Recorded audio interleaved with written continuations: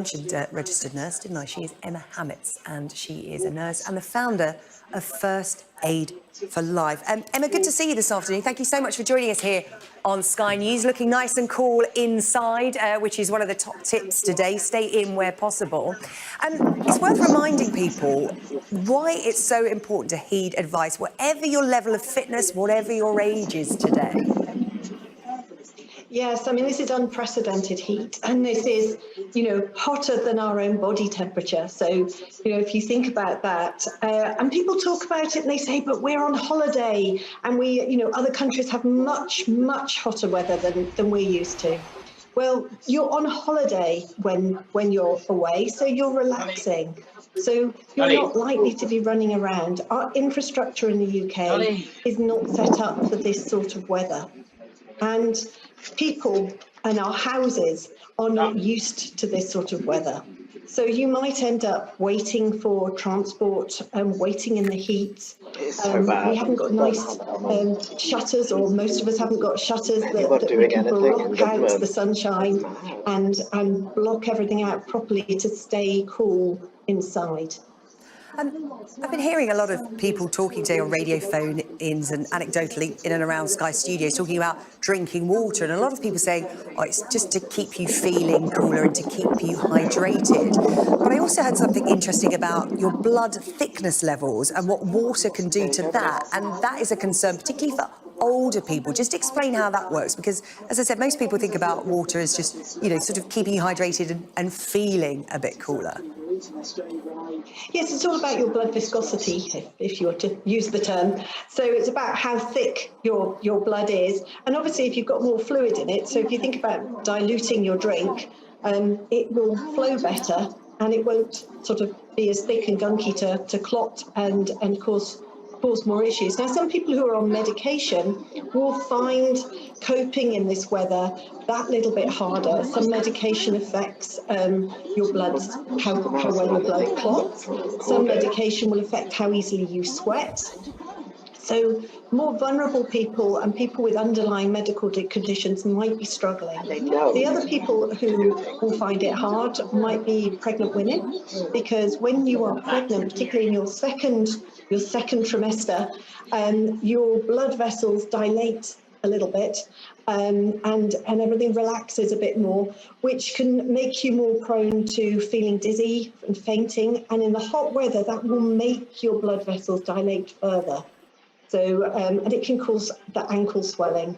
For pregnant women, if you haven't had ankle swelling before, and it's quite marked, you might want to, particularly if it's in your third trimester, you might want to make contact with health professional, because sometimes it can hint at an underlying sort of eclampsia or a problem with your blood pressure that can be made worse in the heat.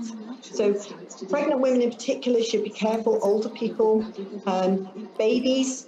So babies shouldn't be out in the heat. Babies should not be exposed to direct sunlight either. So, you're not using sun cream on a baby under 6 months, but you're definitely keeping them inside. And if you do have to take them out, you need to cover the pram or the car seats with a proper UV sunshade. So something which will allow the air to circulate. Please don't be tempted to put a blanket over, because that can trap the hot air and make them even hotter. So even though your car might be air conditioned, the hot air can still come through those windows straight onto them. And the same with your pets. So you think about going in outside in a hot fur coat. I mean, they lose heat through their pores. They lose heat by panting. So your pets as well will be extremely vulnerable in this heat, and everybody will need to drink. So drink water. Milk is very good at retaining even more fluid within you, and any of the isotonic type drinks will also help.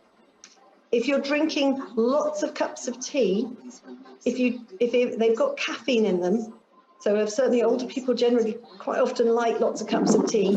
If they're drinking too much caffeine, it can act as a diuretic and start losing causing you to lose water rather than actually replenishing your fluids. Emma, that's such a good tip, because just when you think you know all the tips to keep yourself cool in the heat, you come out with something like that. I'm thinking of my mum, who loves cups of tea, and she always says, oh, it's got water in it, it's hydrating. It's not the same, so it's important to bring out. And something else I heard today, because people always talk about your wrists being pressure points and run those under a cold tap. And I heard this morning on the radio about putting your fingertips in tepid water. Again, something I'd not heard of before. So have you got any more tips you can throw into the mix for us? Because every tip counts today and tomorrow. Oh, absolutely. Now, one of the things you were mentioning earlier was ice. What I would say is ice is great, but please don't put ice directly onto your skin, because you can get ice burns. So I thought it was a great idea to put your nightwear or your pillowcase into the freezer. And likewise, if you damp a towel and you put that into the freezer, Should I break it and ask her a question? put a couple in. So put a couple of towels into the freezer, and one can be used for you, and one could be put over your dog if your dog is suffering in the heat as well. So, just conscious we're running out of time, because I've got some breaking news from Wales connected to the weather. But just quickly, some first aid tips, because if somebody does get taken ill in this hot weather, what can you do to help them immediately? Absolutely. The most common is heat exhaustion. People quite often use the terms heat exhaustion, heat stroke interchangeably. Heat exhaustion is the one you're likely to see. Heat stroke is a medical emergency. It's when somebody's so hot they're not sweating. Heat exhaustion, they're hot, they're sweaty, they may feel sick, they may vomit, they may have tummy ache, they may be lightheaded, they may faint. Get them out of the heat, put them somewhere cool, give them sips of cool water. You can raise their legs, and they should start feeling better in about 30 minutes. So sort of cool things around them. Again, your cold towel that you've got out of the freezer, that will all help. And if they're not better within about 30 minutes, and if you're feeling worried about them or they start to have a seizure, that's when you would need to call 999. Emma, that could be vital news for people watching today, that information. Emma Hammett, registered nurse and founder of First for Life. You can follow her on Twitter for more tips at First, F-I-R-S-T, for life. Really good to see you. Thank you so much for taking the time. I appreciate it.